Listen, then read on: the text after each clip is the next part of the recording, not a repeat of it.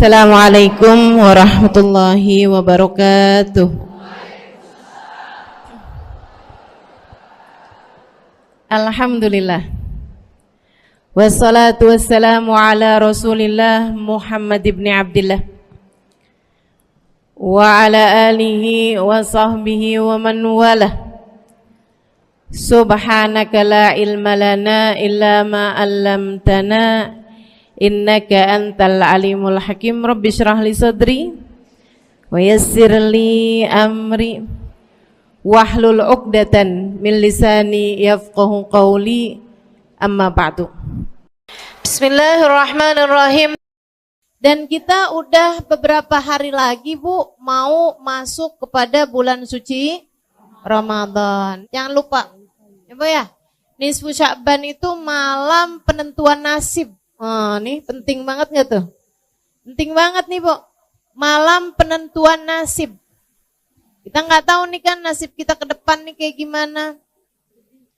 Ada apa aja di depan kita nggak paham. La tadri nafsun madza taksibu gada, kata Allah dalam Al-Qur'an. Wa ma tadri nafsun bi ayyi ardin tamut. Seseorang nggak pernah tahu apa yang akan dikerjakannya esok hari. Kita cuma bisa merencanakan. Akan tetapi Allah jualah yang menentukan. Jadi teman-teman sekalian, kita bisa rencanain doang, tapi yang sejatinya apa yang akan kita kerjakan esok hari kita nggak pernah tahu. Apa yang akan terjadi esok hari kita nggak pernah tahu. Kita nggak tahu, orang tua kita nggak tahu, anak kita nggak tahu, suami kita nggak tahu, pemerintah nggak tahu apa yang akan terjadi esok hari. Yang tahu siapa? Allah Subhanahu wa ta'ala.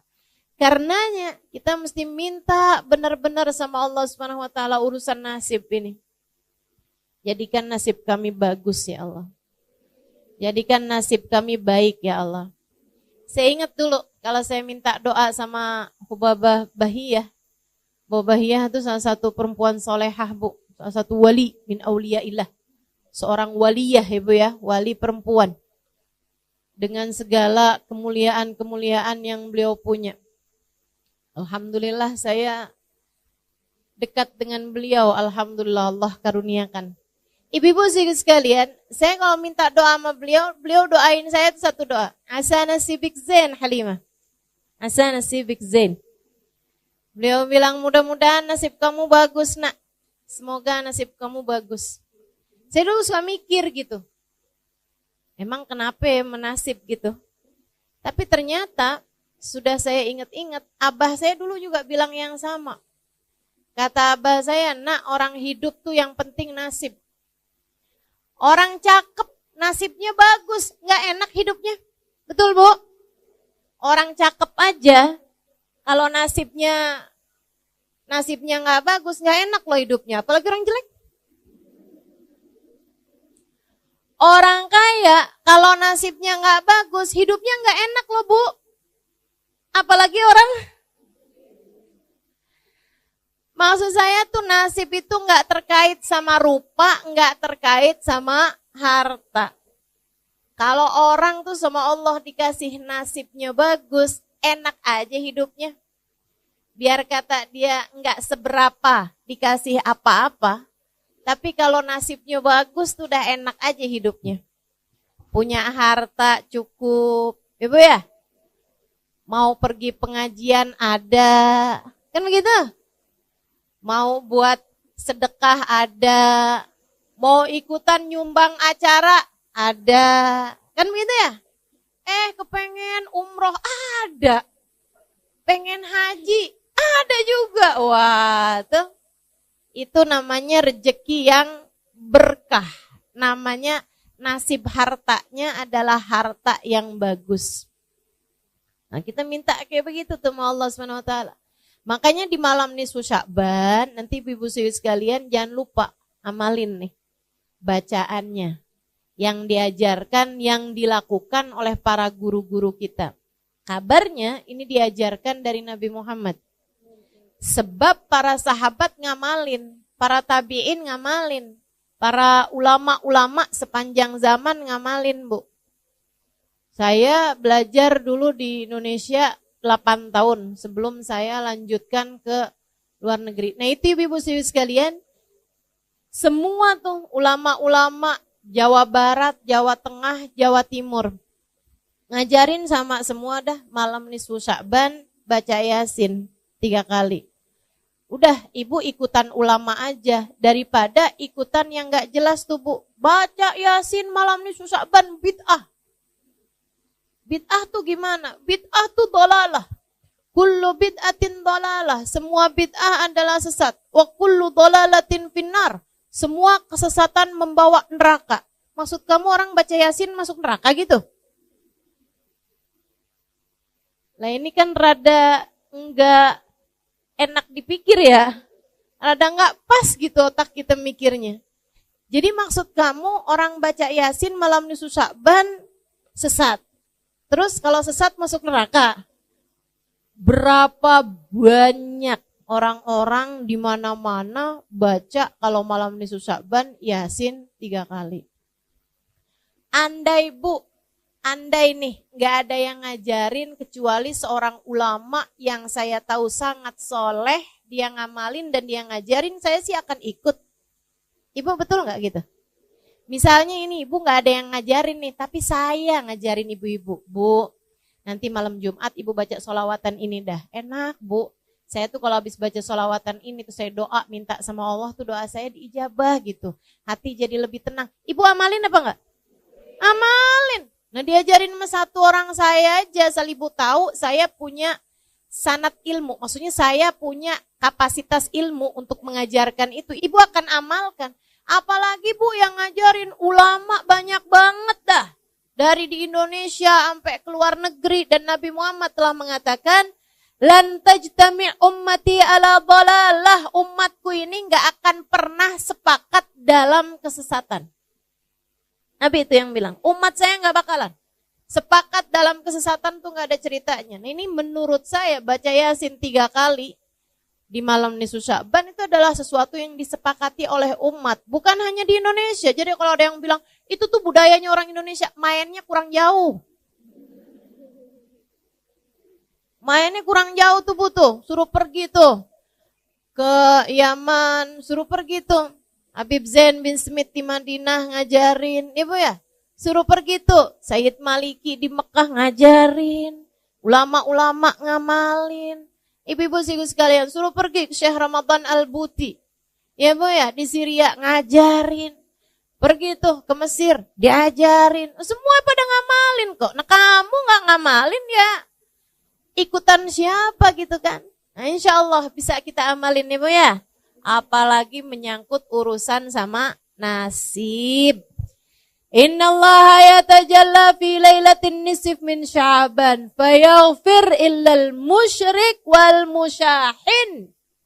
Kata Nabi Muhammad alaihi salatu wassalam, Allah akan menunjukkan rahmat, menurunkan rahmat, anugerah kasih sayangnya pada malam nisfu Sya'ban. Dengannya, dengan kasih sayang tersebut, Allah memberi ampunan kepada hamba-hambanya yang mukmin, kecuali yang gak dapat ampunan siapa? Al-musyrik, orang yang menyembah selain Allah, wal musyahin, dan orang yang hatinya terdapat kebencian terhadap, dendam terhadap salah satu dari hamba Allah yang beriman. Nih, kasihan nih, 2 orang tersebut nih gak bisa dapat rahmatnya Allah Subhanahu wa taala pada malam nisfu Sya'ban. Semoga kita terhindar darinya insyaallah. Amin. Baca Yasin 3 kali. Yasin yang pertama diniatin biar apa bu? Panjang umur dalam taat. Kalau minta panjang umur jangan asal panjang bu. Ibu mau umur panjang di atas tempat tidur kagak bisa ngapa-ngapain? Gak mau. Ibu mau panjang umur buat banyakin daftar dosa? Gak mau. Kita minta sama Allah panjang umur fi khairin wa lutfin wa afiyah. Fi taatillah, dalam taat kepada Allah, fi khairin wa lutfin wa afiyah, dalam kebaikan, dalam keselamatan dan dalam kesehatan. Insya Allah. Yasin yang kedua ibu baca dengan niat urusan rizki, ibu ya. Biar lancar, biar berkah, biar manfaat.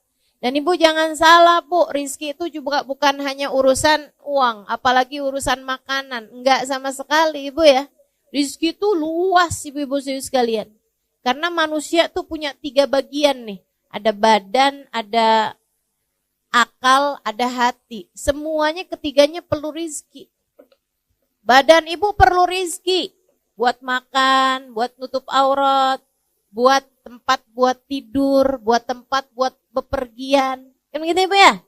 Maka yang namanya makanan, yang namanya sandang atau pakaian, yang namanya rumah, tempat tinggal, mau itu ngontrak, mau itu beli, mau itu nebeng. Ya bu, semuanya sama aja, itu juga merupakan bagian dari rizki. Termasuk juga kendaraan, mau itu punya sendiri, mau itu nebeng sama teman, mau itu naik kendaraan umum, sama aja bu. Itu namanya rizki juga gitu. Rizki juga. Ibu-ibu sekalian yang saya muliakan tuh rizkinya badan gitu ya. Kemudian ada lagi rizkinya akal. Maka ibu selain minta rizki yang badan, ibu juga minta rizki yang akal. Apa tuh? Ilmu yang manfaat. Ya kan gitu ya?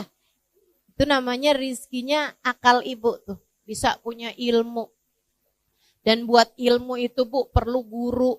Makanya ibu juga perlu minta dikaruniai guru. Terutama buat anak cucu ibu dah. Ke depan nih waktunya kita gak tahu zamannya akan jadi seperti apa. Maka ibu perlu membekali anak-anak cucu-cucu ibu dengan doa-doa. Doanya salah satunya adalah minta ya Allah, karuniakan untuk anak-anak cucu-cucuku ilmu yang bermanfaat dan guru yang memandu mereka menjalani kehidupan. Orang kalau ada gurunya insya Allah benar bu. Kalau gak punya guru nih bisa ngeblangsak mana-mana ibu ya.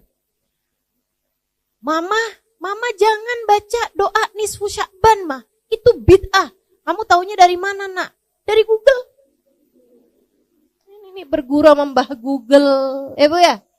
Berguru sama Syekh Yahoo nih. Berguru sama yang enggak ada ininya gitu. Sambungannya. Gitu kan. Nah itu masalahnya tuh. Mudah-mudahan dah semuanya. Pada dikaruniai guru yang soleh.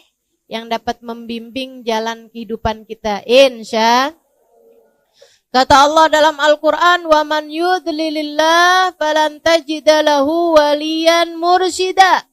Siapa yang disesatkan oleh Allah, Allah tidak akan memberikan padanya seorang guru pembimbing.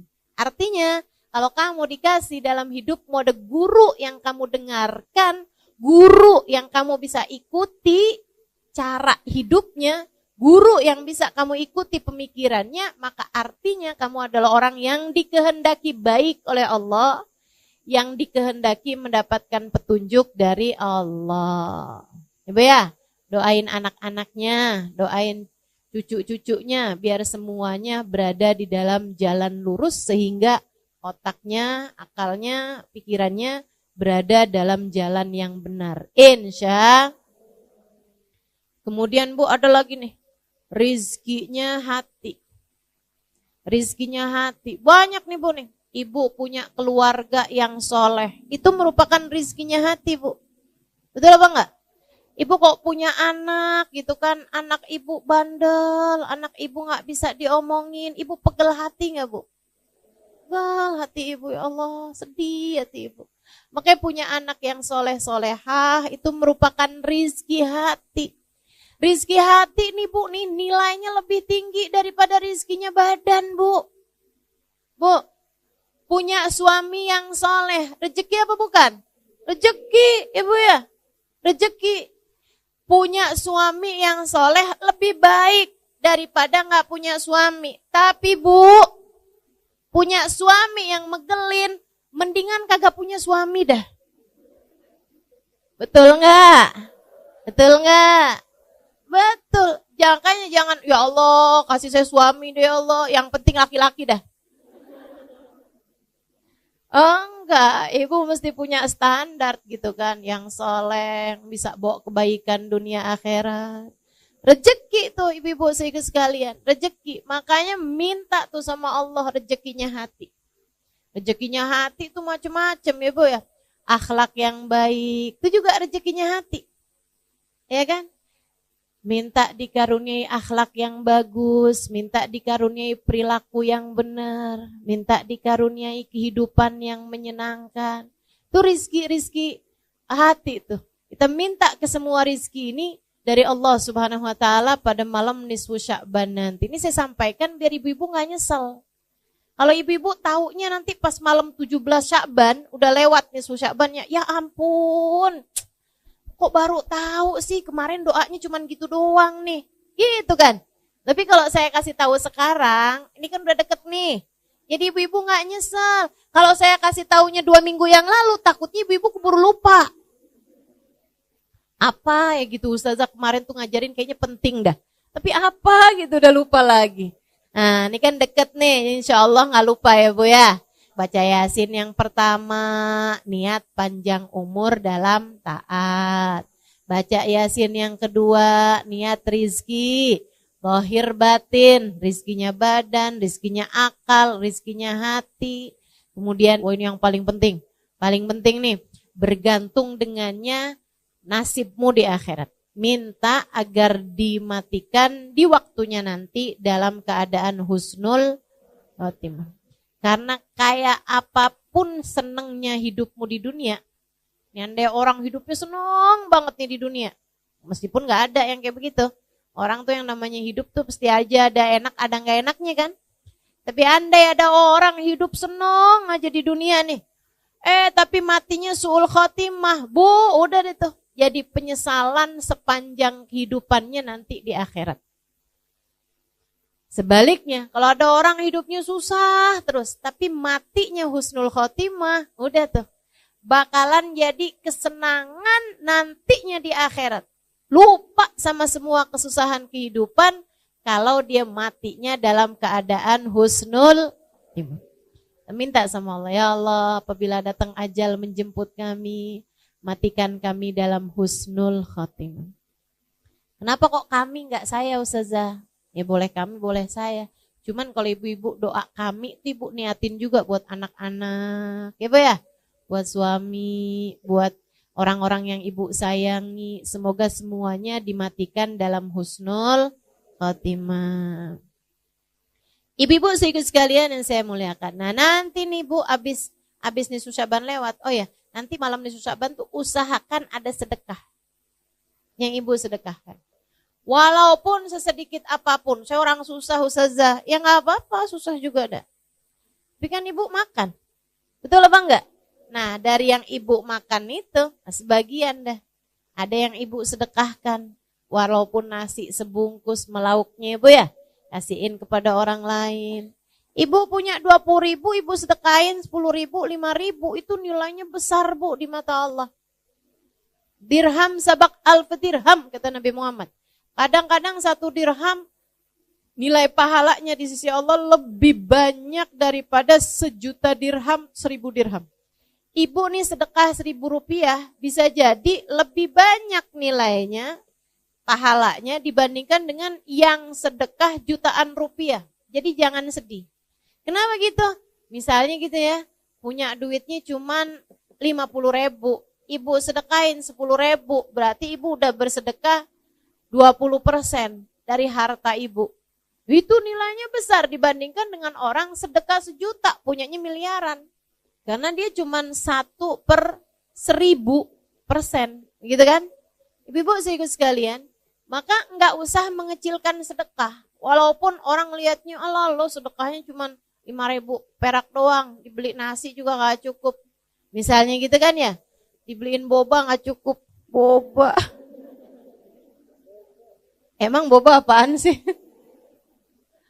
Ibu-ibu sekalian, jangan mengecilkan sedekahmu. Karena nilai sedekah tuh Bu, enggak dihitung dari nilai sedekahnya berapa. Allah tuh suka ngitungnya dari seberapa pemilikan hartamu. Gitu. Aja mudah-mudahan pokoknya malam nisfu Sya'ban usahakan ada sedekah yang kita sedekahkan. Allah tuh suka gak tega. Kalau ngelihat hambanya yang sedekah tuh, Allah suka gak tega. Ya ampun, ini dikasih sedikit aja bisa ngasih sama orang lain. Bakalan aku kasih banyak dah, gitu. Nah, tuh. Nanti sama Allah SWT dilipat-lipat gandakan, disenangkan dunia akhirat. Insya Allah. Ibu-ibu sih sekalian, habis nisfu Sya'ban itu ibu nggak boleh puasa lagi. Ya, habisnya nisfu Sya'ban ibu nggak boleh puasa sunnah.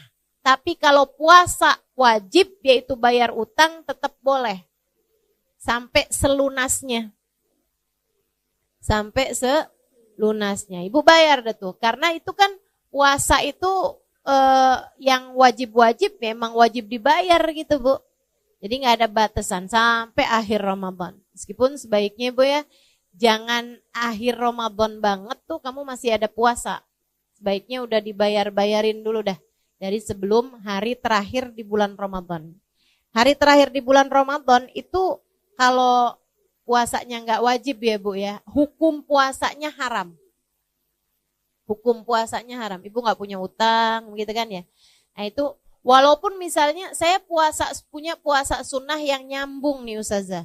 Saya puasain dari bulan Rejab kemarin, Rejab, Sya'ban saya puasain. Boleh nggak puasa saya nyambung sampai Ramadan, sampai Lebaran? Nggak boleh. Wajib hari terakhir di bulan Sya'ban ibu nggak puasa. Kenapa gitu? Sebab seperti yang tahun sekarang nih Bu nih Sya'bannya jatuhnya cuma 29 hari. Nah tanggal 29 berarti besokannya itu kan bisa Ramadan bisa nggak Ramadan. Kalau hari terakhirnya bisa 30 ya. Kalau hari terakhirnya 30 itu kan bisa tanggal 1 Ramadan, bisa juga tanggal 30 Sya'ban. Namanya Yaumus Syak. Nabi Muhammad mengatakan, Man shama yaumas syak faqad asa Abal Qasim. Siapa yang berpuasa pada hari terakhir di bulan Sya'ban, di hari yang diragukan apakah udah masuk puasa atau belum, faqad asa Abal Qasim, dia telah durhaka kepada Nabi Muhammad. Nah kalau hari Sya'bannya terakhir 29, tetap juga jangan puasain tuh Bu tanggal 29. Walaupun ibu punya puasa sunnah yang nyambung. Kenapa gitu? Biar memisahkan antara puasa sunnah dari puasa yang wajib. Ya Bu ya? Jadi Bu jangan puasa hari terakhir di bulan Sya'ban. Itu untuk puasa yang sunnah. Tapi kalau untuk puasa yang wajib, emang utang puasanya masih banyak, tetap boleh tuh dipuasain meskipun tanggal 29 Sya'ban. Ibu-ibu sekalian yang saya muliakan, sebenarnya mengakhirkan puasa sampai lewat nisfu Sya'ban tuh hukumnya makruh Bu. Makruh.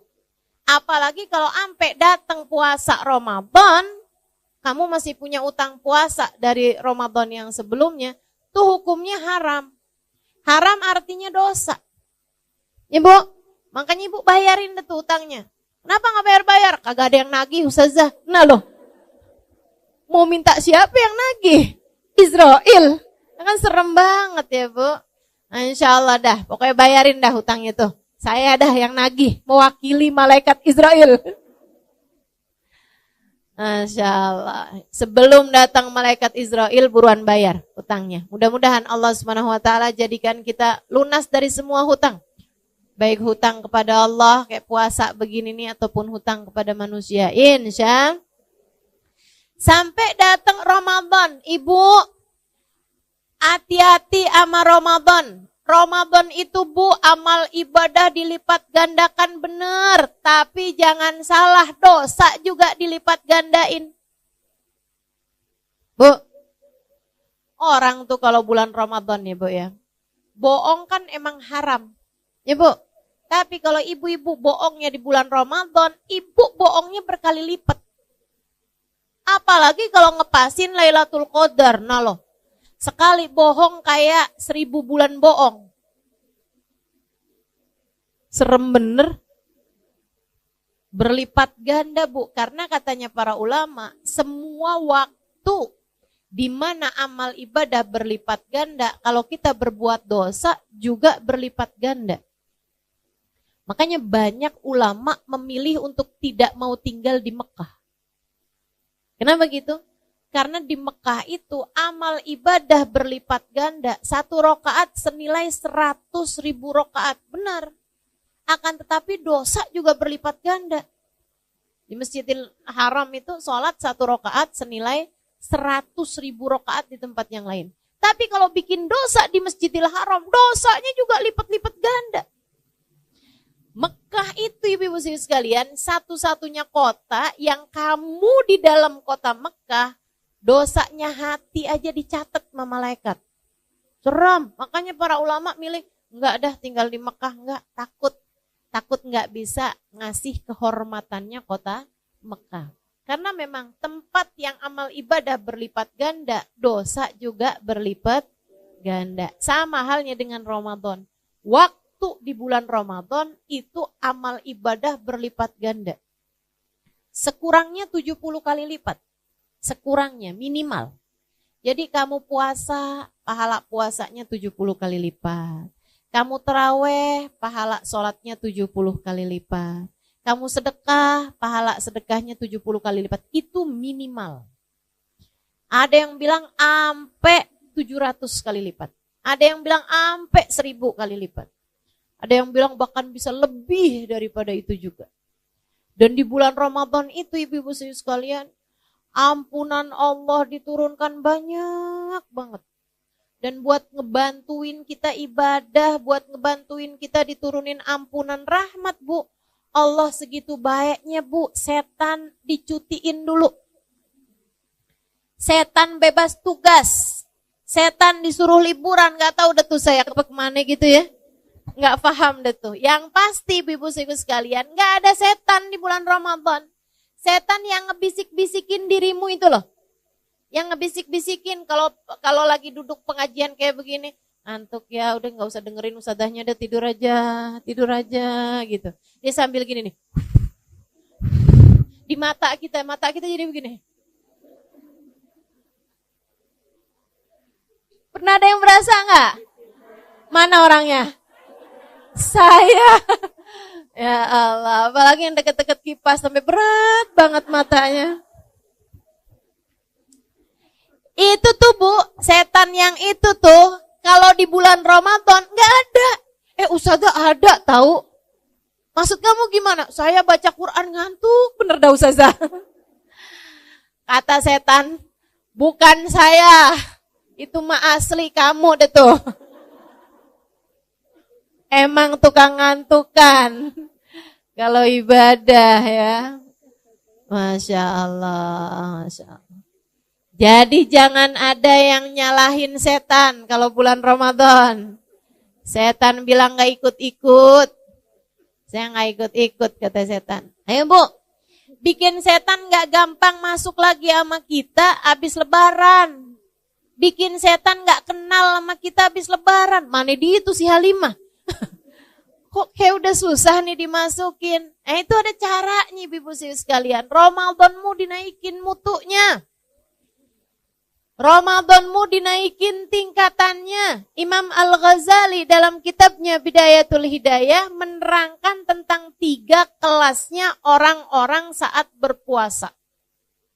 Ya Bu, gimana tuh? Kata Imam Ghazali, ada puasa kelas umum, ada puasa kelas khusus, ada puasa kelas khususil khusus. Jadi ibarat naik kereta, nih ada kereta kelas ekonomi, ada kelas bisnis, ada kelas eksekutif. Ibu-ibu sekalian, yang kelas ekonomi nih Bu nih, takut gak kebawa dah. Kayaknya nih, duduknya pada di gerbong nih kayaknya. Kelas ekonominya kayak gimana nih, puasa nih. Katanya Imam Ghazali, yang puasa hanya sekedar memuasakan perut dan farji. Artinya, dia puasa, gak mau makan, gak mau minum, sama gak mau berhubungan intim ketika sedang berpuasa bagi yang sudah menikah. Begitu ya, puasa berarti gak boleh makan, gak boleh minum, gak boleh hubungan. Gitu doang dia. Tapi yang lain-lain masih jalan terus. Yang lain-lain tuh kayak gimana? Ngomongin orang jalan. Bohong, gitu ya. Ngelihat dengan syahwat, iya juga gitu. Nontonnya gak bener, juga jalan juga. Semua maksiat masih dikerjakan. Marahin suami, tambah jadi. Soalnya deket-deket lebaran, dana-dana belum tunai, belum cair. Masih beku di kulkas ya Bu ya. Waduh, udah tambah deh tuh, tambah deket lebaran, tambah kenceng marahnya sama suaminya. Masya Allah, nih ibu-ibu nih, yang kayak beginian nih bu, seram. Katanya Nabi Muhammad alaihissalam, kam min saim, laisa min siyamihi illal ju' wal atash. Berapa banyak orang puasa, gak dapat apa-apa dari puasanya, kecuali nahan lapar sama haus doang. Bahkan Imam Abu Hanifah sampai menyebutkan nggak dapat pahala, tapi wajib diqadha puasanya. Kalau puasa kamu batal karena dosa-dosa yang tadi telah saya sebutkan, kayak bohong, ngomongin orang, gitu ya Bu ya. Itu katanya Imam Abu Hanifah, batal puasa kamu, ntar mesti diqadhain. Ya ampun, serem bener. Katanya Imam Syafi'i dan yang lain-lain, enggak, puasanya enggak batal, puasanya sah, tapi enggak ada pahalanya. Nah, buat apa? Puasa kita nih Bu, kalau Allah tolak nggak mau terima, menurut Ibu siapa itu yang mau ngasih pahala? Nggak ada Bu. Makanya mesti hati-hati urusan puasa nih, mesti hati-hati. Karena puasa ini amal ibadah yang paling disukai, paling didemenin sama Allah Subhanahu wa taala. Allah tuh paling suka kalau ngelihat hamba-hambanya pada puasa. Allah tuh Bu, kalau kita udah masuk bulan suci Ramadan, Allah tuh banggain kita di hadapan para malaikat-malaikatnya. Kata Allah, liatin deh tuh hamba-hambaku tuh, pada lemes-lemes, liatin deh tuh. Liatin hambaku tuh, pada lapar, pada haus, kesianan gitu ya. Kata Allah, mereka nahan lapar, ninggalin makanannya meskipun mereka lapar. Mereka meninggalkan minumnya meskipun mereka haus. Kenapa? Untuk aku, kata Allah, fasaumuli wa ana ajzibih, puasa mereka untukku, akulah sendiri yang akan memberikan balasannya. Ibu, saya dengar Bu ya, dari Sayyidil Habib Umar bin Hafid, malaikat raqib sama malaikat atid nih Bu nih, kalau nyatetin amal ibadah kita atau nyatetin dosa-dosa kita, sekalian dikasih nilai. Ya mereka udah punya hitung-hitungannya semua tuh Bu. Misalnya kita ya, sholat duhur, langsung tuh dikasih nilai sama malaikatnya. Kalau khusyuk sekian, kalau nggak khusyuk sekian. Kalau khusyuk rukuknya doang sekian, gitu. Kalau khusyuk pas takbirnya doang sekian, gitu kan. Kalau sambilan sholat sambil ngedengerin TV yang lagi kebuka, ada sekian tuh. Kalau sambilan mikirin masakan yang mau dimasak sekian, ada hitungannya semua. Kalau kita berjamaah, makanya saya berusaha buat nggak ninggal sholat jamaah. Kenapa gitu? Orang kalau sholat berjamaah itu Bu, kadang-kadang biar kata nggak khusyuk, insya Allah Allah terima. Gitu. Makanya berusaha dah buat sholatnya berjamaah, karena khusyuk itu susah. Betul nggak Bu? Susah Bu. Kita kadang khusyuk nih bagian depannya doang, belakangnya ngeblangkrak. Ya Allah, nyari kunci nggak ketemu, begitu sholat inget. Ada nggak yang kayak gitu? Sama berarti kita. Karena mengingat khusyuk itu nggak gampang, saya berusaha buat sholatnya berjamaah. Begitu kan? Kenapa gitu? Nggak gampang khusyuk tuh. Dan kalau berjamaah insya Allah dah. Insya Allah. Seapa-apanya insya Allah diterima sama Allah. Kata Allah, ijtama'u min ajli faqabiltu lijtimaihim. Mereka berkumpul karena aku terima sholat mereka sebab perkumpulan mereka. Nah ini malaikat nih Bu udah punya hitung-hitungannya semua. Termasuk Ibu hadir majelis kayak begini nih, malaikat raqib Bu udah tahu hitung-hitungannya. Kalau khusyuk dengerin berapa pahalanya gitu. Kalau misalnya pikiran udah sambil ngeliatin jam nih, kapan ya waktunya makan siang. Gitu kan, itu ada hitung-hitungannya tuh Bu semuanya. Malaikat raqib udah tahu dah, gak bakalan keliru, gak bakalan kurang, gak bakalan lebih, gak bakalan kelebihan gitu. Semua ada hitung-hitungannya. Yang gerak-gerak mulu badannya. Masa orang gak boleh gerak-gerak Ustazah? Boleh, cuman yang kayak yang sibuk aja sama HP-nya, antaran lihat belakang, antaran lihat ke depan gitu ya. Enggak khusyuk tuh kan namanya. Kata Nabi, lausakan galbu hadza lasakanat jawarihuh. Kalau hati seseorang tenang, maka akan tenanglah anggota tubuhnya. Insya Allah. Ibu-ibu, semua malaikat tuh punya hitung-hitungannya amal ibadah kita, kecuali puasa. Kecuali puasa. Jadi kalau ibu puasa, itu malaikat cuma tulis Halimah puasa. Gitu misalnya. Gitu doang, udah. Siapa yang ngasih nilai? Allah langsung. Makanya bahaya nih. Puasa nih bahaya.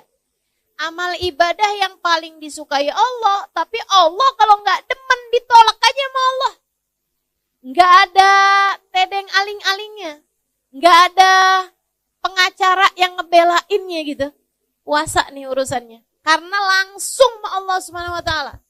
Kalau malaikat tuh tuh masih banyak istighfarnya buat kita nih hamba-hambanya Allah. Malaikat itu masih kayak yang mau katanya ibu ya, malaikat itu ada di kitabnya Imam Al-Haddad, Risalah Mu'awana ya kalau nggak salah ya. Itu katanya Imam Al-Haddad radhiyallahu ta'ala anhu warḍah, kalau kamu bikin kemaksiatan, itu malaikat atid nggak langsung nulis dosa kita. Nggak langsung nulis. Katanya malaikat raqib bilang kayak gini, Tid jangan dicatat dulu Tid.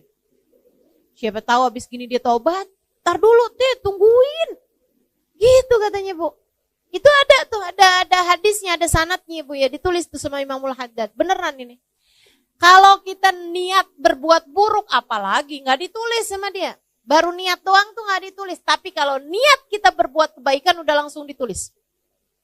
Kalau kita ngerjainnya ditulis dan diberi pahala minimal 10 kali lipat. Masya Allah. Tuh ibu-ibu sekalian. Jadi malaikat raqib sama malaikat atid tuh masih ada gitu. Masih ada yang jangan ditulis dulu deh, dosanya tar dulu. Siapa tahu dia taubat, tar dulu. Masih banyak rahmatnya orang, ya kecuali kalau udah gemes kali ya. Maksiat mulu nih kerjaannya, langsung tulis. Wallahu a'lam deh tuh. Tapi yang pasti ibu-ibu sekalian, malaikat raqib sama malaikat atid masih banyak rahmatnya gitu. Masih kayak yang saya ngelihatnya kayak masih ada jiwa pengacara mau membela kliennya nih Bu nih. Tapi kalau urusan puasa, malaikat pun angkat tangan. Allah sendiri yang akan menuliskan balasannya. Makanya begitu puasa ada ngomongin orangnya, kata Allah, aku tolak. Gak ada pahalanya apa-apa. Begitu puasa kamu ada bohongnya, kata Allah, aku tolak. Puasa macam apa ini? Begitu kamu puasa, kemudian kamu marah-marahin anak, hati anak sedih gitu. Allah bilang, kenapa dia berbuat begitu kepada hambaku? Aku tolak puasanya. Kamu mau ngomong apa?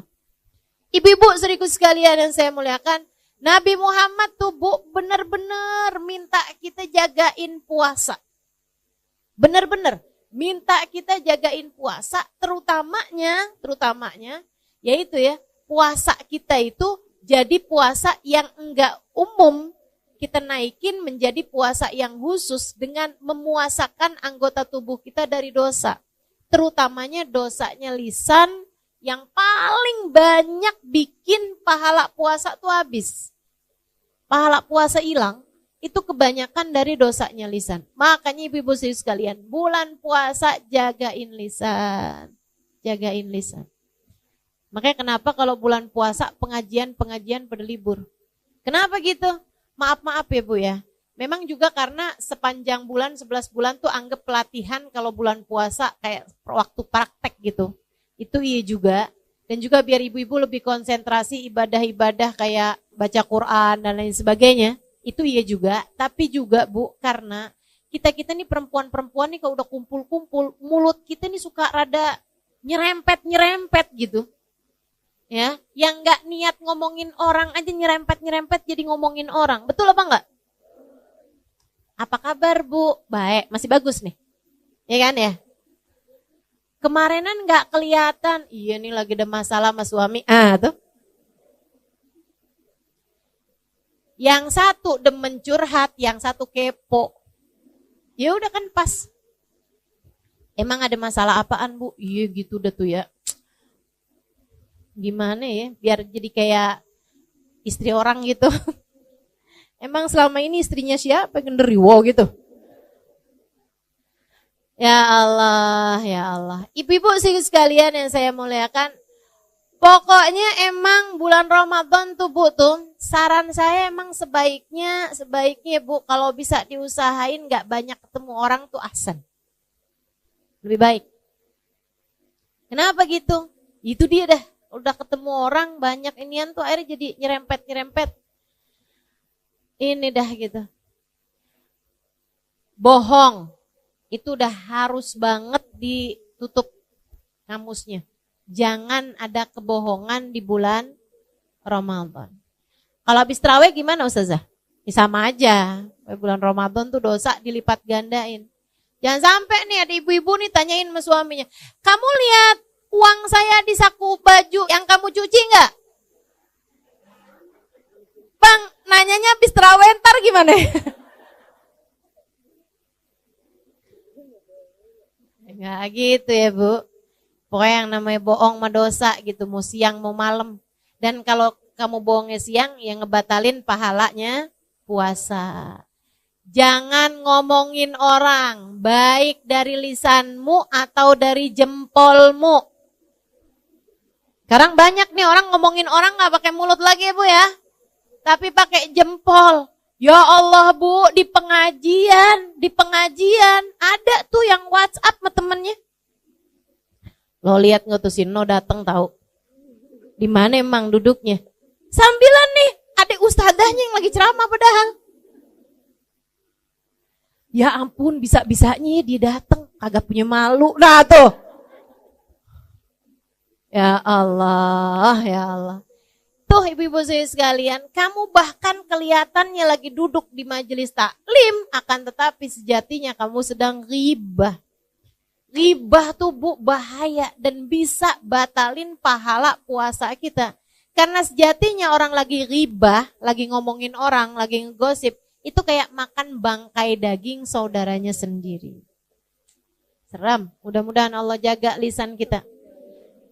Biar gak gampang ghibah insya Allah. Karena nih Bu, nih dosanya ghibah nih ya Bu ya. Dosa yang kita tuh ngerasanya kayak semua orang ngerjain, jadi kayak gak dosa-dosa amat gitu. Berasa gak gitu? Betul kan? Kayak gak dosa-dosa amat gitu. Nah, ibu-ibu kalau dibilang makan daging babi, wih kayaknya udah dosa banget, neraka tuh pasti. Kan begitu ya? Si ibu itu dia Islam loh, tapi dia bisa loh makan daging babi. Ya ampun, dia masak kemarin makan daging babi. Iya astagfirullah. Diomongin, padahal dosanya ngomongin itu lebih gede daripada dosanya makan babi. Bukan berarti ibu makan babi aja dah kalau gitu. Gak gitu juga. Nah gitu juga. Tapi maksud saya tuh dosanya lebih gede gitu. Kata Imam Ghazali kan gitu ngasih perumpamaan. Kata Imam Ghazali, orang pakai emas, laki-laki pakai cincin emas, kan dosa. Ada ulama pakai cincin emas, kan dosa tuh kan. Diomongin sama orang-orang gak sadar kata Imam Ghazali. Kalau dosanya ngomongin orang, apalagi ulama, lebih gede. Berpuluh-puluh kali lipat, bahkan beratus kali lipat daripada dosanya orang pakai cincin emas. Kadang itu suka gitu. Gak gitu kadang. Mudah-mudahan deh Allah selamatin kita semuanya. Lisan gak bertulang. Ya Bu ya, kita mesti punya kendali terhadap lisan kita, tahu apa yang mesti diomongin, apa yang gak perlu diomongin. Juga bulan puasa nih Bu, biar puasamu naik menjadi kelas khusus tadi ini, kelas bisnis. Ibu mesti jagain lisannya dari menyakiti hati orang. Hati-hati Bu, bahaya. Bu, bahaya. Termasuk anak sendiri. Ibu jangan suka nyakitin hati anaknya. Dibangunin susah sahur, akhirnya keluar kata-kata yang gak bagus. Jangan, nanti yang nyesel dirimu sendiri. Ini gak kayak anak orang nih. Kayak anak. Kayak anak apa? Kalau ibu nyebutin nama salah satu binatang, anak sakit hati kan. Meskipun anak kalau bisa nyaut. Ya kalau saya anak monyet, ibu induknya dong. Untung aja anak-anak kita tuh sopan-sopan loh Bu. Betul apa enggak? Anak-anak kita tuh santun-santun. Ibu suka marah kalau ibu ngajak anak ibu ngomong, anak ibu pegang HP. Betul apa enggak? Coba diingat-ingat. Nah, kalau ibu ngomong, HP-nya ditaruh dulu. Nih ibu mau ngomong penting nih, liatin muka ibu, liatin. Saya ini ibumu loh nak, surga kamu tuh udah di bawah kaki saya. Ada yang suka gitu? Enggak ya? Enggak segitu dramanya ya? Ibu-ibu sekalian, kita marah kalau kita ngomong anak kita pegang HP. Tapi betapa seringnya anak kita ngomong dan kita pegang HP, ngaku. Betul apa enggak? Dan alhamdulillah anak kita santun-santun. Saya nggak pernah lihat tuh yang anaknya ngomong kayak gini. Ibu, saya lagi ngomong ya Bu ya. Coba taruh HP-nya. Nggak pernah lihat saya. Nggak pernah lihat. Santun anak kita, Masya Allah. Maka ibu-ibu sedikit sekalian yang saya muliakan, jagain hati anakmu. Kalau kamu sendiri nggak pinter jaga hati anakmu, siapa lagi yang akan jaga hati dia? Kalau dalam rumah dia tidak mendapatkan kedamaian, di mana lagi dia akan menjadikan sebuah tempat sebagai tempat dia berpulang. Orang kalau nggak dapetin damai di dalam rumahnya, mesti di mana lagi? Kesian, mau di jalanan. Kesian banget anak-anaknya. Udah Bu, lupakan semua kemarahanmu, lupakan semua kekesalanmu sama anak. Ibu-ibu sedikit sekalian, anakmu, kata Imam Ghazali alaihi ridwanullah, adalah bayanganmu. Kalau kamu pengen bikin anakmu lurus, kamunya mesti lurus. Hubabah Zahra, ibunda dari guru saya Al-Habib Umar bin Hafid. Guru kami Al-Habib Umar bin Hafid, guru kita semua Al-Habib Umar bin Hafid. Itu ibu-ibu sekalian punya anak soleh-solehah semua. Banyak anaknya Bu, soleh-solehah semuanya ibu-ibu sekalian. Lebih dari 10 orang anaknya. Semuanya soleh, semuanya solehah. Bahkan yang satu jadi mufti di kota Hadramut. Yang satu lagi Al-Habib Umar bin Hafid, orang soleh wali min auliyaillah. Ibu-ibu sedikit sekalian yang saya muliakan, semuanya soleh-solehah. Putra-putri dari Hubabah Zahra ini ya Bu ya. Ditanya, ada seorang ibu nanya sama Hubabah Zahra, Hubabah gimana caranya biar anak saya soleh-solehah. Hubabah Zahra sambil senyum, karena emang orangnya senyuman mulu tuh Bu tuh. Padahal hidupnya susah, hidupnya berat, senyum aja. Katanya beliau kayak begini, nak, kamu kalau kepengen anak kamu soleh-solehah, ya kamunya mesti solehah. Gampang aja ngomongnya, kamunya yang solehah. Terus kalau kamu udah solehah, kamu tinggal doain anak kamu. Sebab doanya perempuan yang solehah diijabah sama Allah. Dengannya anakmu jadi anak yang soleh-solehah. Gampang deh tuh. Kamunya yang solehah, terus kamu doain anak kamu biar soleh-solehah. Insya Allah. Jangan dikatain nanti kamu yang nyesel. Jangan dikatain nanti kamu yang nyesel. Anak-anakmu tuh. Jangan diomelin nanti kamu nyesel. Ibu kayak gak pernah aja ngomelin anak abis-abisan pas dia tidur. Kamu liatin, ya Allah kesian. Pernah? Pernah? Saya gak pernah usah tuh, orang saya belum punya anak. Ya iyalah. Tapi yang pada punya anak pasti tuh ngerti tuh apa yang saya omongin. Ya Allah Bu, jangankan ngomelin gitu. Ngomong kasar aja sama anak. Abis itu pas ngelihat dia tidur, ya Allah gak tega. Gitu ya Bu ya. Suami juga kayak begitu. Ibu jangan suka ngomelin. Bu, urusan suami nih, saya bilangin juga ya Bu ya. Allah aja gak tega loh ngelihat dia tidur kecapean. Masa ibu tega? Katanya Nabi Muhammad, Allah bilang, ayyumamri'in batakalan min syughlih bata maghfurun lah. Itu hadisnya, tepatnya begitu.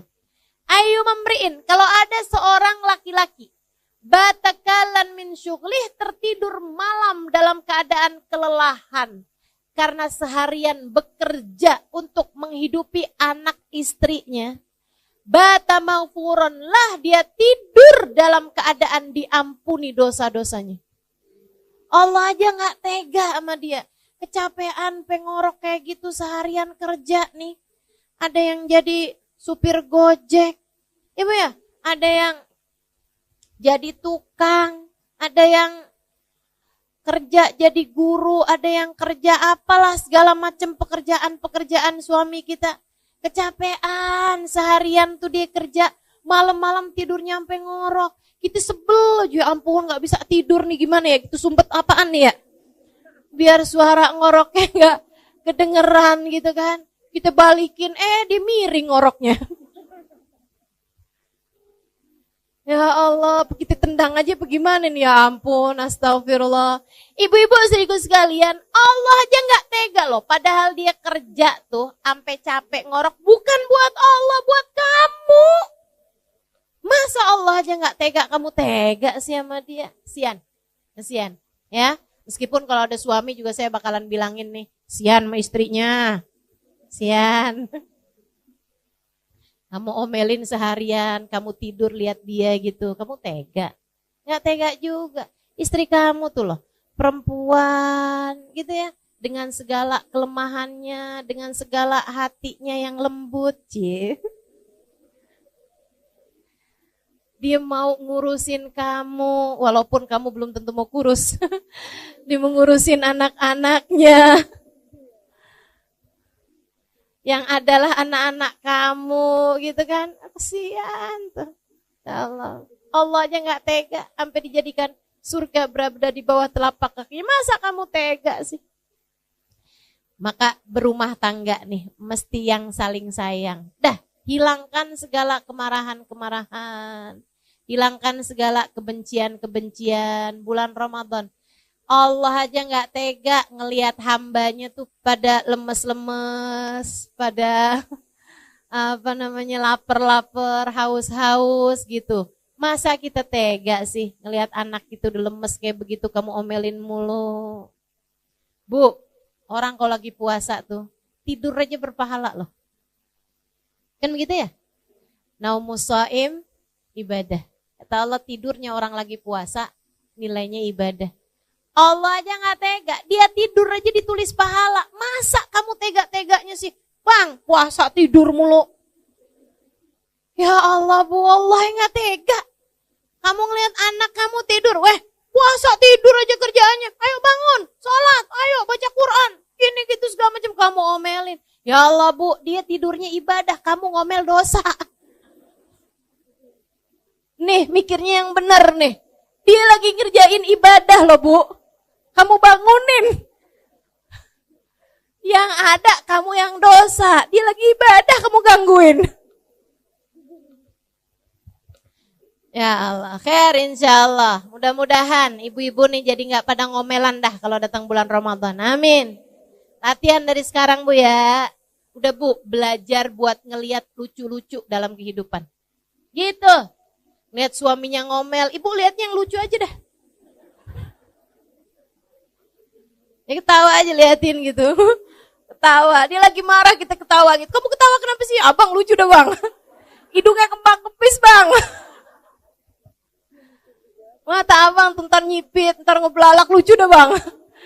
Gituin aja udah yang lucu aja ngelihatnya. Udah gak usah, hidup udah gak usah disusah-susahin ya Bu. Yang enak aja. Kita punya Allah Maha Rahman. Alhamdulillah. Kita punya Nabi penyayang. Alhamdulillah. Udah lihat lucu aja dah dalam kehidupan ini. Gak usah diberat-beratin. Datang bulan suci Ramadan, hilangkan segala kemarahan, hilangkan segala kebencian. Yang rahmat sama siapapun, gak usah bawa-bawa perasaan sedih nih. Sampai tanggal segini belum bisa beli baju lebaran. Gak usah dipikirin. Gak usah dipikirin. Bu, gak usah dipikirin. Ada banyak sunnah-sunnah yang lain yang ibu bisa kerjain. Nah gak usah. Lagian kalau Allah kasih rezeki sih Bu, gak ada siapapun bisa menghindari. Ya Bu ya, udah Allah mau ngasih dikasih juga. Udah apa yang bikin hati ibu sedih, tinggalin. Ibu tahu gak? Setan tuh Bu, di hari-hari setan gak ada kayak gini nih. Setan tuh ngodain kita Bu, tidak hanya dengan ngajakin kita berbuat dosa. Akan tetapi setan tuh seringkali godain kita nih dengan cara dibuat hati kita putus asa, hati kita sedih, hati kita overthinking, kata istilah anak zaman sekarang nih. Itu tuh seringkali bisikan-bisikan setan, kayak ngilang-ngilangin nikmat yang Allah SWT berikan. Padahal kalau kita mau hitung nikmatnya Allah, enggak kebayang banyaknya. Udah, ibu enggak usah mikirin yang enggak ada. Ibu syukuri aja apa yang ada. Insya Allah. Sebab Bu, Kalau kamu mau cari yang nggak adanya terus, kamu akhirnya nggak bisa bersyukur dalam kehidupan. Saya kasih tahu ya Bu ya, hidup ini nggak pernah ideal buat siapapun. Bu, nggak ada loh orang yang hidupnya ideal, hidupnya pas semuanya, nggak ada Bu. Ada orang nih ya Bu ya, sakit-sakitan, hidupnya nggak enak, kan begitu kan? Sakit mulu gitu, dikit gini sakit, dikit gitu sakit, enak apa nggak enak? Nggak enak. Kadang-kadang nih sehat orangnya ya Bu ya. Giliran punya suami, suaminya megelin. Ada yang suaminya baik, saudaranya nyebelin. Ada yang orang tuanya, ya Bu ya. Ada yang saudara-saudaranya jahat. Ada yang mertuanya Bu. Ada yang iparnya. Pasti ada aja yang namanya hidup memang kayak begitu. Memang kayak gitu. Nggak pernah ideal. Kayaknya susah deh mau nyari orang yang semua orang sayang sama dia, semua orang baik sama dia gitu. Orang Nabi Muhammad yang sempurna gitu aja Bu, dijahatin sama pamannya. Iya kan? Dijahatin sama tetangga-tetangganya, dijahatin sama orang sekampungnya. Apalagi kita yang kayak gini nih, pasti ada aja.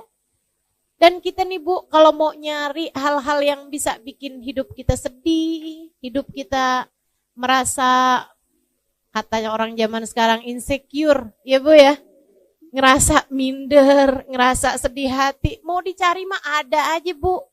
Orang tuh hidup gak ada yang ideal. Ya kan Bu? Gak ada yang hidupnya udah pas tuh. Hidup yang kayak begitu tuh, gak ada. Tapi hati bisa pas. Tapi hati bisa ideal. Manusia yang hatinya paling ideal, Nabi Muhammad SAW. Hidupnya gak ideal Bu, Nabi Muhammad. Betul apa enggak? Ya gimana mau ideal hidupnya Nabi Muhammad, lahir aja udah gak punya bapak. Mau ideal dari mana? Anak umur 6 tahun ditinggal mati ibunya, mau ideal dari mana Bu? Nabi Muhammad alaihissalam berada dalam kemiskinan berpuluh-puluh tahun, ibu-ibu sekalian. Enggak ideal hidupnya Nabi Muhammad.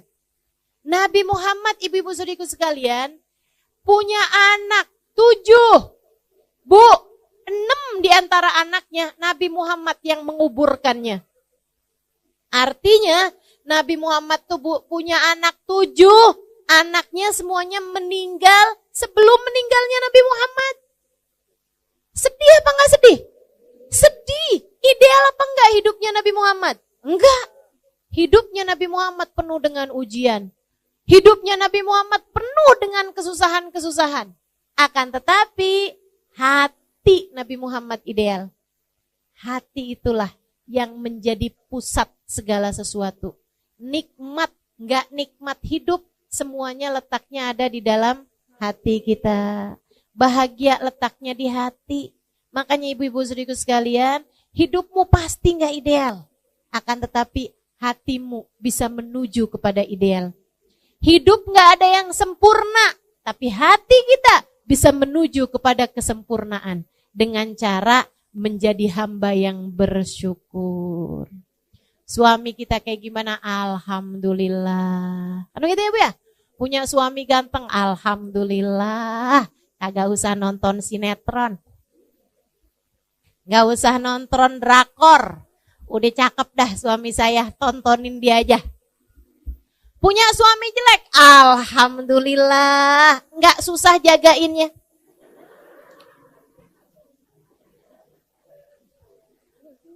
Agak ada yang mau sama dia. Jadi mutlak penuh.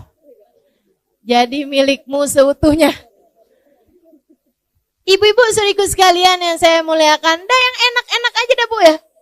Karena mau nyari ideal gak ada, udah cari yang enaknya aja, bikin lucu aja hidup, nikmati aja hidup. Mudah-mudahan kita bisa jadi orang-orang yang senantiasa bersyukur. Insya Allah, jagain puasanya, jagain anggota tubuhnya. Jangan biarin lisan ngomel mulu, jangan biarin lisan bohong, jangan biarin lisan ngomongin orang. Ya Bu ya, jangan biarin mata ngelihat kemaksiatan-kemaksiatan, jangan biarin kaki melangkah ke tempat-tempat yang ada dosa-dosanya. Jangan biarin tangan ngerjain hal-hal yang dilarang sama Allah. Puasamu jadi puasa yang khusus. Naik lagi. Wah, naik lagi kalau ini sih kata Imam Ghazali ini puasa buat para wali, buat para nabi, buat hamba-hamba yang udah emang tingkatannya tinggi-tinggi dah tuh. Kelas yang eksekutif tadi tuh Bu. Ya udah kita sih yang penting puasa kita di kelas bisnis tadi tuh udah bagus gitu. Kita puasain anggota tubuh kita dari ngerjain dosa. Selama bulan Ramadan jauhi segala perbuatan dosa sebab dosanya jadi berlipat ganda. Lagi pula perbuatan dosa di bulan Ramadan takutnya bikin Allah gak berkenan menerima puasa kita, akhirnya Ramadan kita jadi sia-sia. Puasa yang khusus yang kayak gimana lagi tuh Ustazah? Memuasakan seluruh waktu mereka hanya untuk Allah. Memuasakan seluruh anggota tubuh mereka hanya untuk Allah. Jadi matanya Bu, mereka izinkan cuman buat ngelihat Al-Quran, matanya diizinkan cuman untuk memandang kitab-kitab zikir, matanya mereka izinkan hanya untuk memandang dengan pandangan penuh rahmat, penuh kasih sayang terhadap siapapun dan apapun tuh. Yang kayak beginian nih, gitu ya Bu ya. Telinga mereka pakainya sepanjang Ramadan buat taat semuanya. Lisan pakainya antara buat berzikir, antara buat ngomong yang bagus-bagus, antara buat baca Al-Quran, antara buat sholawatan Nabi Muhammad tuh. Yang kayak beginian nih, ibadahnya ibadah eksklusif ya Bu ya. Kelas-kelas hamba-hamba Allah Subhanahu wa ta'ala. Imam Asy-Syafi'i Bu kalau bulan Ramadan hatam 60 kali hataman Quran. Siang 1 hataman, malam 1 hataman. Saya masih ketemu. Ada namanya Habib Abu Bakar bin Umar Al-Haddar. Itu Bu, ketua atau munsibnya, kepala suku gitu ya, dari Al-Haddar di kota Tarim Hadramaut. Belum lama saya ada teleponan juga sama beliau karena putranya lagi datang ke Indonesia beberapa hari yang lalu. Itu ayahnya Bu, semua orang di kota Hadramaut di Tarim tahu bahwasanya beliau itu menghatamkan 1 kali hataman Quran tiap harinya. Dikiranya membaca 1 hataman Al-Quran. Dan itu semua orang tahu. Jadi istrinya, keluarganya udah tahu dah. Jam sekian sampai jam sekian ayah saya baca Al-Quran gak bisa diganggu gugat.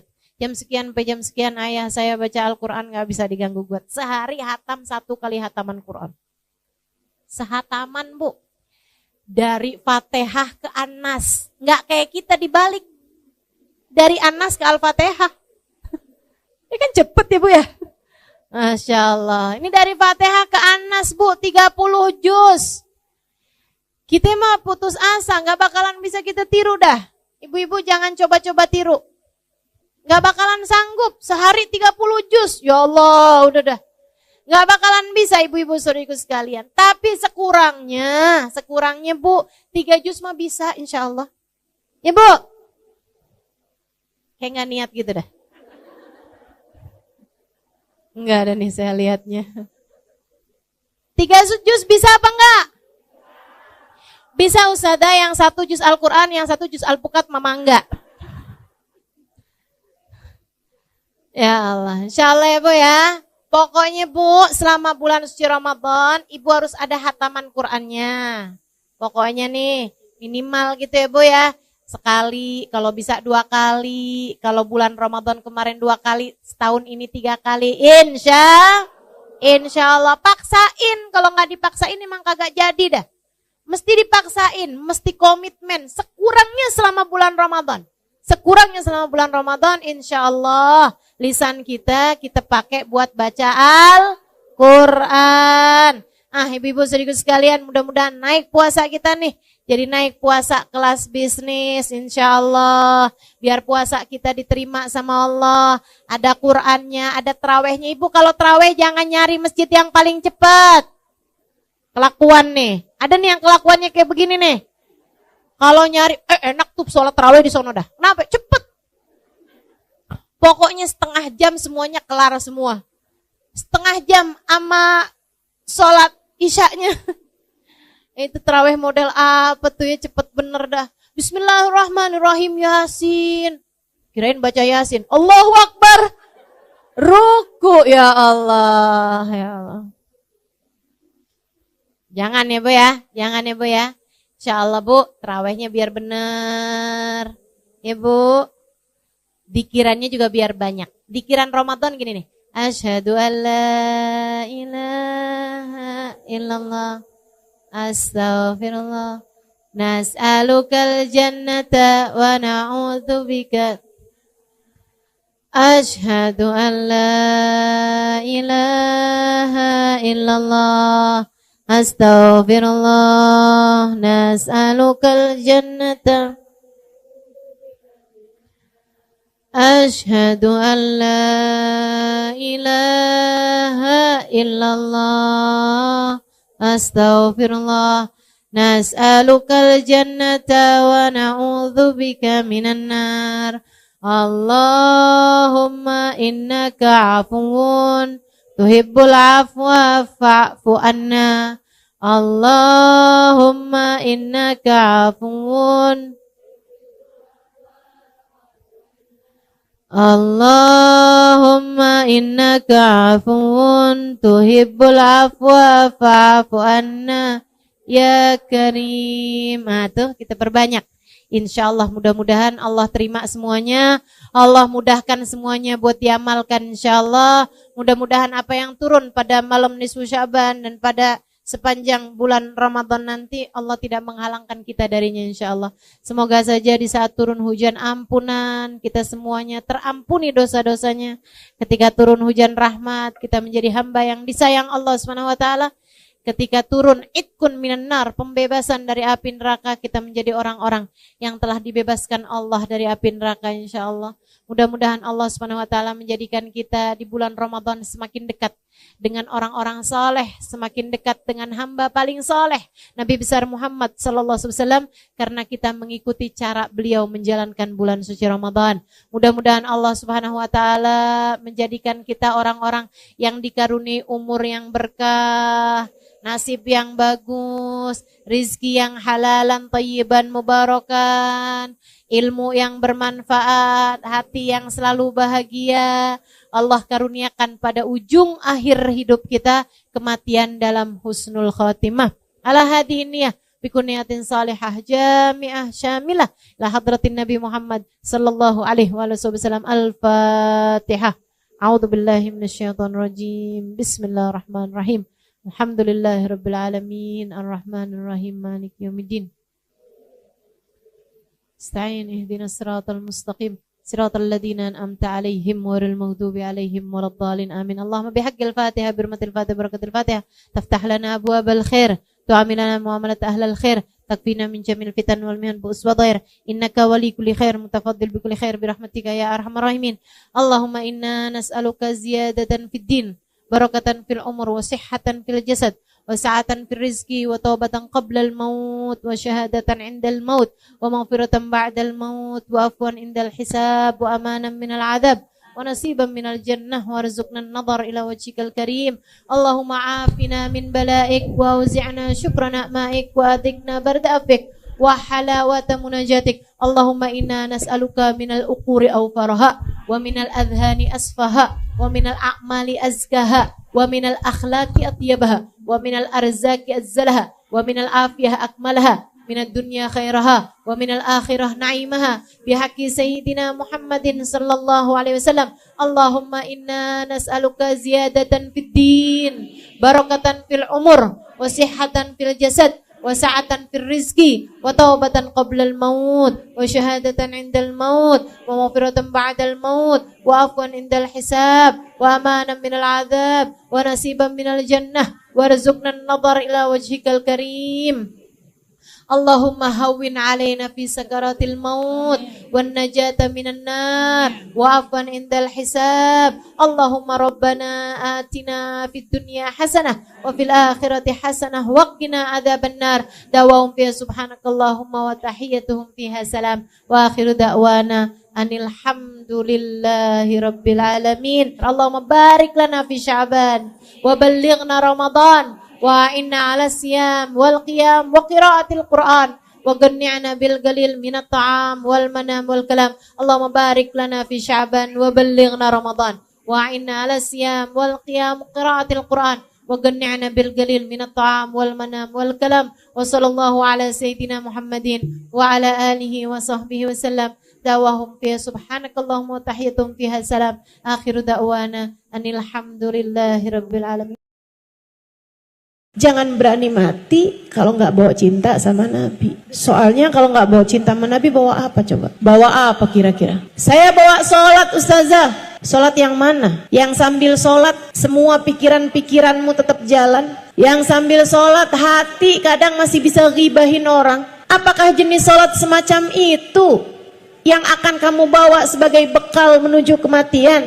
Kita mah sholat aja bu. Jangan ditinggal juga sholatnya. Akan tetapi layakkah ia sebagai bekal untuk kamu menuju kepada negeri akhirat, selamat dari murka dan berhasil masuk ke dalam surga? Saya rasa sholat kita masih jauh untuk menjadi sholat yang layak membuat kita menerima balasan sebesar itu. Mau bawa apa ke akhirat? Bawa sedekah. Seberapa banyak sedekahmu? Sudahkah ada di antara kita yang mampu bersedekah dengan setengah harta yang dia punya? Adakah di antara kita yang sudah berani bersedekah dengan seperempat harta yang dia punya, atau bahkan sekedar 10% harta yang dia punya? Bukankah lebih mudah bagi kita itu selama ini untuk membawa harta kita ke pasar, duit kita, kemudian kita belanjakan daripada kita sedekahkan? Bukankah yang kita rasakan selama ini, uang 100.000 kalau dibawa pergi ke mall rasanya dikit banget, tapi begitu mau dimasukkan ke dalam kotak sumbangan rasanya jadi kayak gede banget, bukan begitu? Assalamualaikum warahmatullahi wabarakatuh.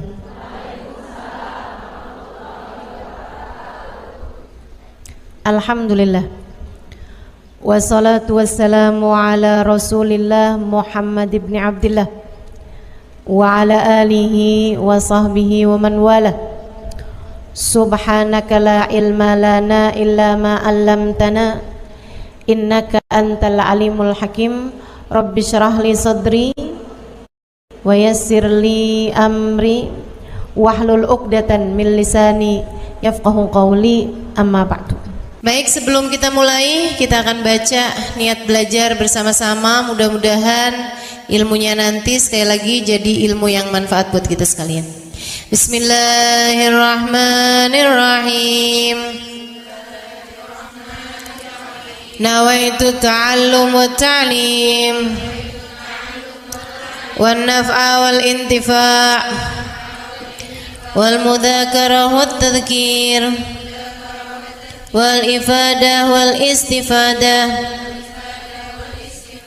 wal hidza 'ala tamassuk bi kitabillah wa sunnati rasulillah sallallahu alaihi wa alihi wasallam wa du'a ilal huda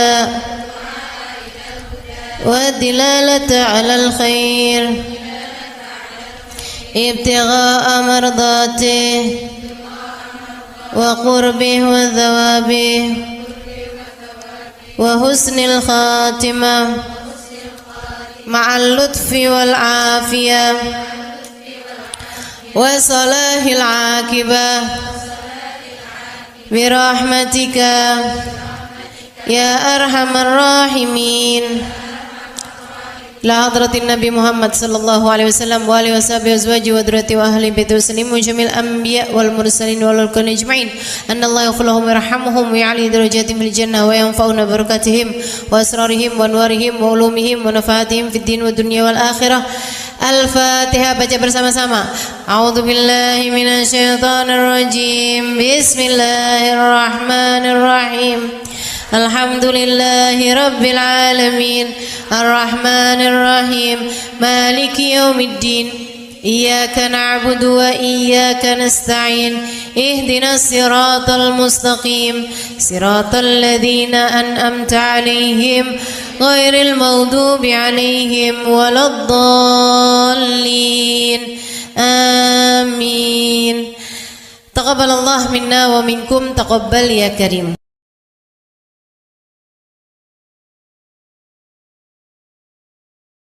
yang hadir di majelis ini, baik ibu-ibu, kakak-kakak, adik-adik, anak-anak, nenek-nenek. Semoga semuanya dirahmati dan dicintai Allah. Semoga semuanya disayangi dan disyafaati Rasulullah Baginda Muhammad sallallahu alaihi wa ala alihi wa sahbihi wasallam. Sehingga mudah-mudahan di hari akhirat nanti Allah perkenankan kita ada dalam rombongan Nabi besar Muhammad, ada di belakang benderanya Nabi besar Muhammad, termasuk di antara kelompok orang-orang yang diselamatkan Allah Subhanahu wa taala pada hari di mana hanya ada satu kelompok yang diselamatkan Allah, yaitu kelompoknya baginda Nabi besar Muhammad. Yang kata beliau, Adam wa man dunahu tahta liwa'i yaumal qiyamah. Nabi Adam dan nabi-nabi yang sesudahnya hanya akan berada di belakang benderaku di hari akhirat nanti. Maka yang ada di belakang Nabi adalah kelompok yang selamat. Siapa yang ada di belakang beliau? Para nabi-nabinya Allah. Siapa yang ada di belakang beliau? Para rasul utusan Allah. Siapa yang ada di belakang Nabi Muhammad? Para wali-walinya Allah Subhanahu wa taala. Syekh Abdul Qadir Jailani, Al-Faqih Al-Muqaddam Muhammad bin Ali Ba'alawi, Rabi'atul Adawiyah, sebut nama wali semuanya hanya akan berada di belakang Nabi besar Muhammad. Siapa yang ada di belakang Nabi Muhammad? Para sahabat-sahabat Nabi besar Muhammad sallallahu alaihi wasallam. Sayyidina Abu Bakar ada di belakang Nabi, Sayyidina Umar, Sayyidina Uthman, Sayyidina Ali, Zubair bin Al-Awam, Khalid bin Al-Walid, Zaid bin Haritha, Usama bin Zaid. Para sahabat-sahabat Nabi besar Muhammad sallallahu alaihi wa ala alihi wasallam hanya akan berada di belakangnya Nabi besar Muhammad. Siapa yang ada di belakang Nabi Muhammad? Alun Nabi sallallahu alaihi wasallam, keluarga Nabi sallallahu alaihi wasallam. Sayyidah Fatimah, Sayyidah Zainab, istri Nabi Muhammad, Sayyidah Khadijah, Sayyidah Aisyah, Sayyidah Sofia, Sayyidah Hafsah, Sayyidah Salamah, semuanya akan ada di belakang Nabi Muhammad. Cucu-cucu Nabi Muhammad, Sayyidina Hasan, Sayyidina Husain, Sayyidina Ali Zainal Abidin, Sayyidina Muhammad Al-Baqir, Sayyidina Musa Al-Kadhim, Sayyidina Al-Muhajir Allah Ahmad bin Isa, para habaib-habaib yang mulia, semuanya akan berada di belakangnya bendera Nabi besar Muhammad.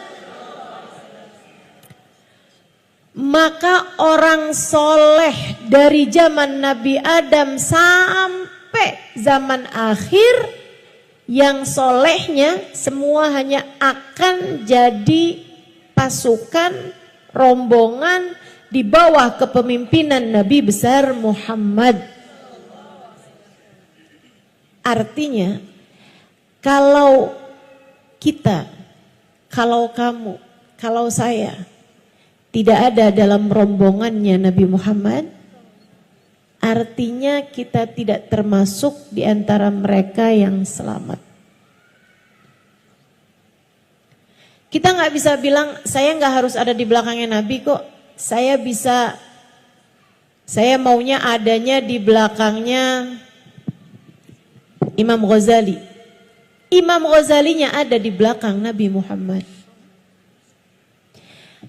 Artinya kalau kamu tidak mau ada di belakang Nabi Muhammad, kamu adanya di belakang Fir'aun, adanya di belakang Abu Lahab, adanya di belakang Abu Jahal, adanya di belakang Namrud, Haman, adanya ikutan sama pasukannya Iblis Al-La'in.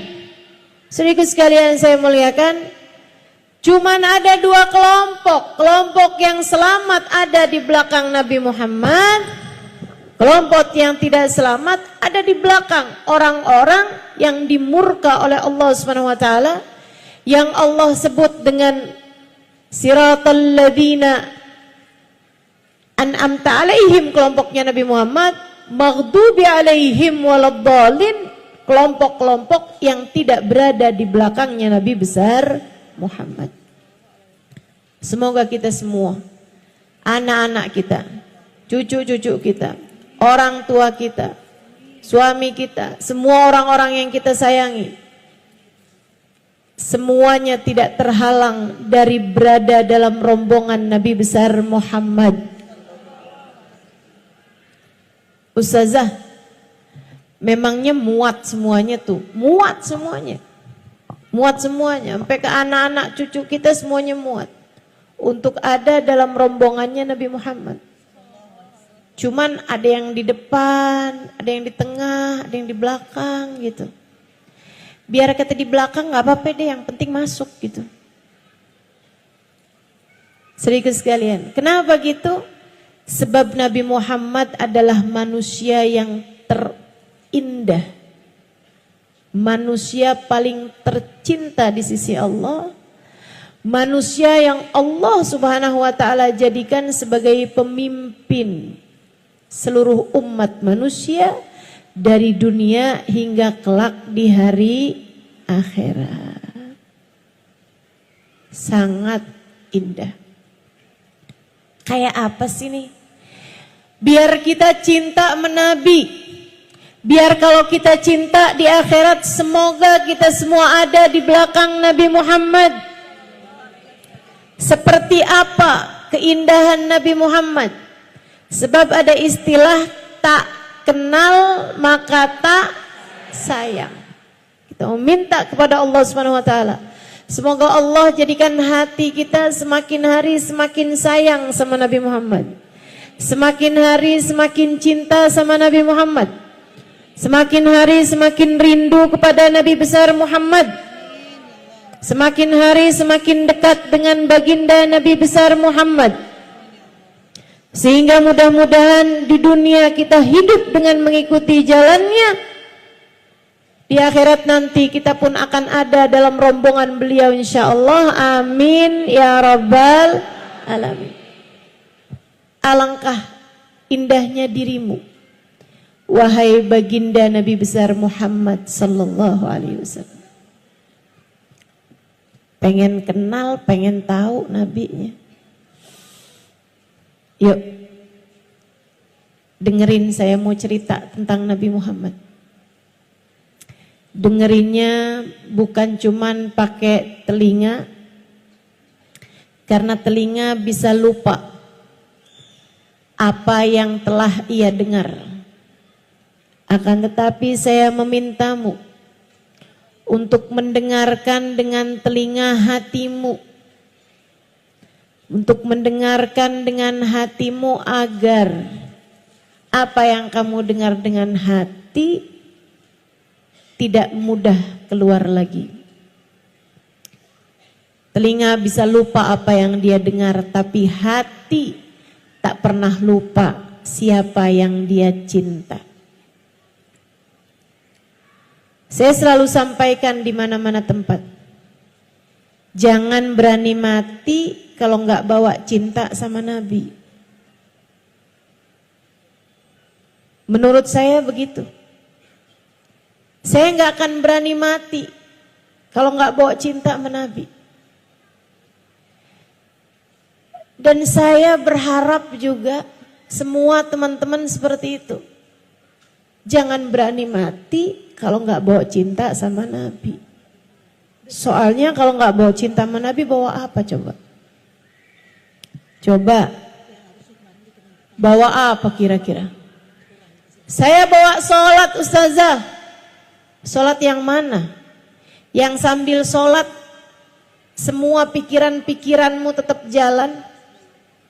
Yang sambil sholat hati kadang masih bisa ghibahin orang. Yang sambil sholat hati kadang-kadang bisa suudzon sama orang. Yang sambil sholat pikiran kemana-mana. Apakah jenis sholat semacam itu yang akan kamu bawa sebagai bekal menuju kematian. Kita mah sholat aja, Bu. Kita mah sholat aja, Dek. Jangan ditinggal juga sholatnya. Akan tetapi, layakkah ia sebagai bekal untuk kamu menuju kepada negeri akhirat? Selamat dari murka dan berhasil masuk ke dalam surga.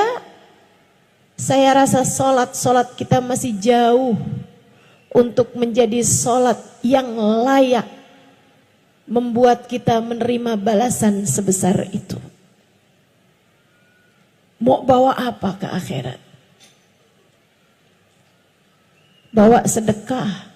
Seberapa banyak sedekahmu? Sudahkah ada di antara kita yang mampu bersedekah dengan setengah harta yang dia punya? Adakah di antara kita yang sudah berani bersedekah dengan 1/4 harta yang dia punya, atau bahkan sekedar 10% harta yang dia punya? Bukankah lebih mudah bagi kita itu selama ini untuk membawa harta kita ke pasar, duit kita, kemudian kita belanjakan daripada kita sedekahkan? Bukankah yang kita rasakan selama ini, uang 100.000 kalau dibawa pergi ke mall rasanya dikit banget, tapi begitu mau dimasukkan ke dalam kotak sumbangan rasanya jadi kayak gede banget, bukan begitu? Saudaraku sekalian yang saya muliakan, mau pulang bawa apa? Bawa sedekah, saya rasa belum layak. Saya adalah istri yang solehah.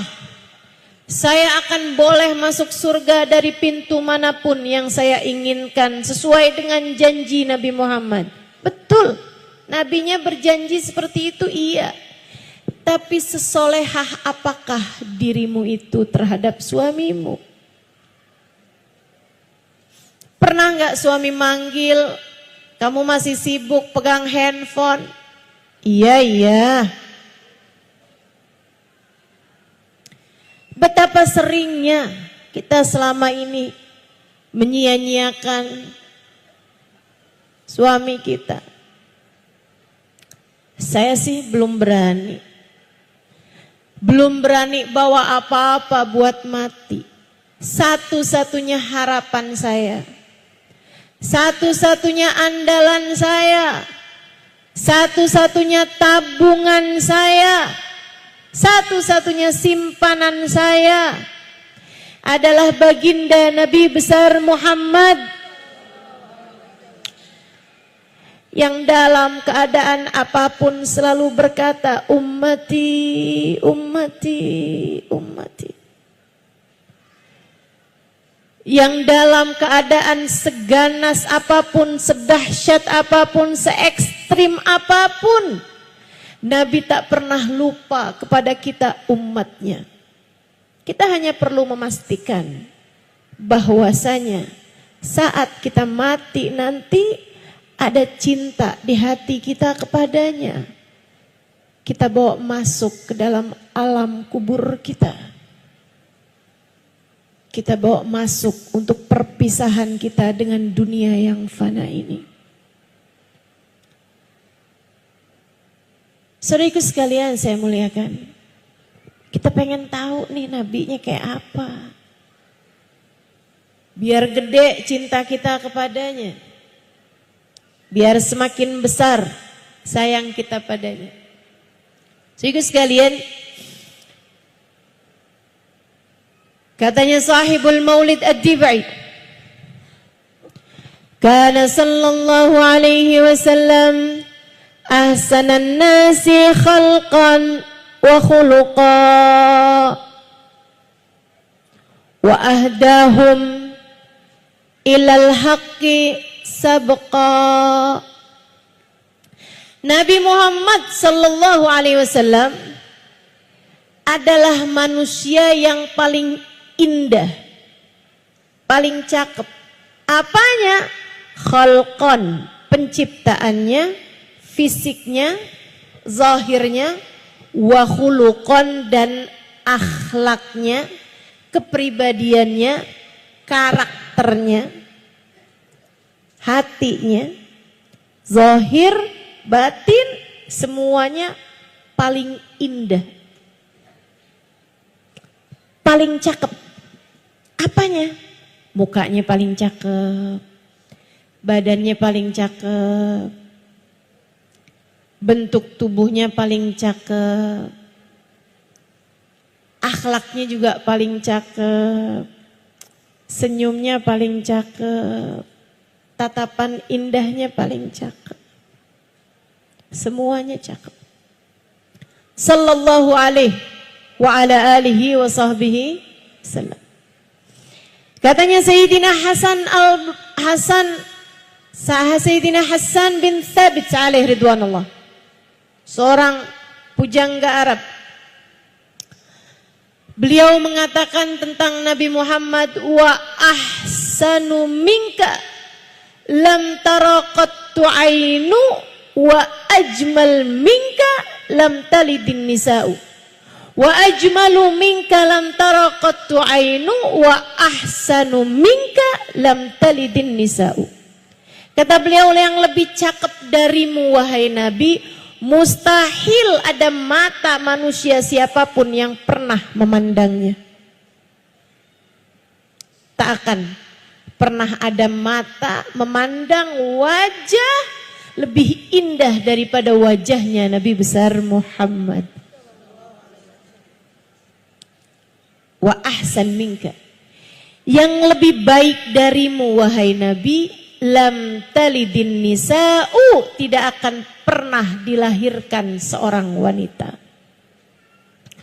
Khuliqta mubarra'an min kulli aibin ka'annaka qad khuliqta kama tasha'u. Engkau wahai Nabi terlahir tanpa celah. Engkau wahai Nabi terlahir tanpa ada kurangnya. Engkau wahai Nabi Muhammad terlahir tanpa memiliki aib. Ka'annaka qad khuliqta kama tasha'u, seolah-olah engkau lahir sesuai dengan pintamu.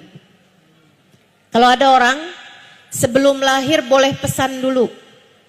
Kamu misalnya sebelum lahir nih, kamu ditanya duluan, kamu pengen mata kayak gimana? Pengen hidung kayak gimana? Pengen mulut kayak gimana? Pengen badan kayak gimana? Itu yang akan lahir yang seperti Nabi Muhammad sallallahu alaihi wasallam.